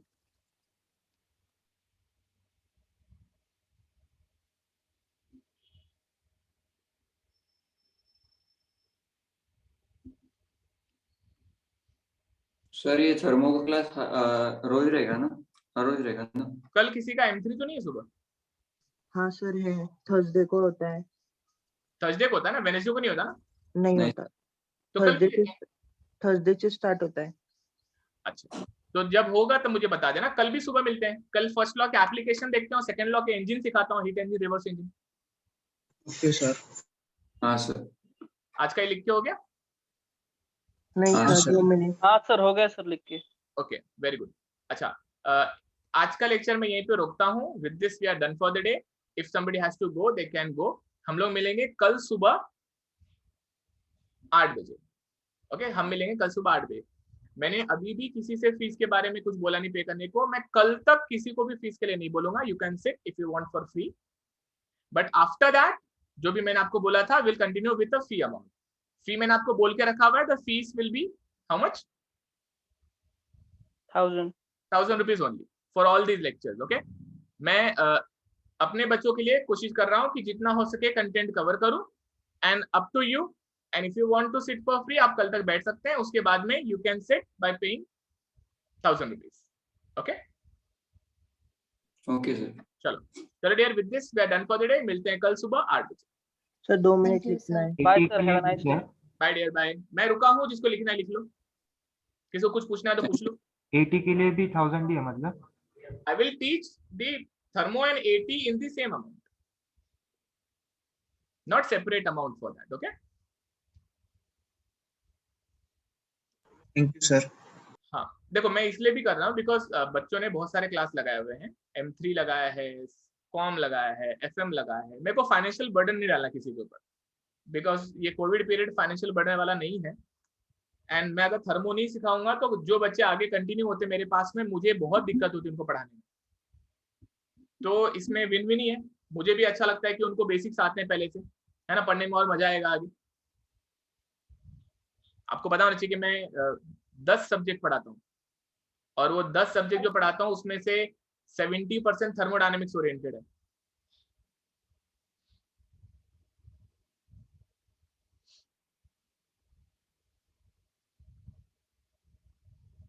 चलो बंद करें।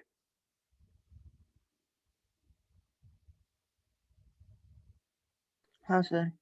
हाँ सर, बाय थैंक यू बच्चों, सर। मिलते हैं कल सुबह 8 बजे। Bye bye. Thank bye you sir. Sir.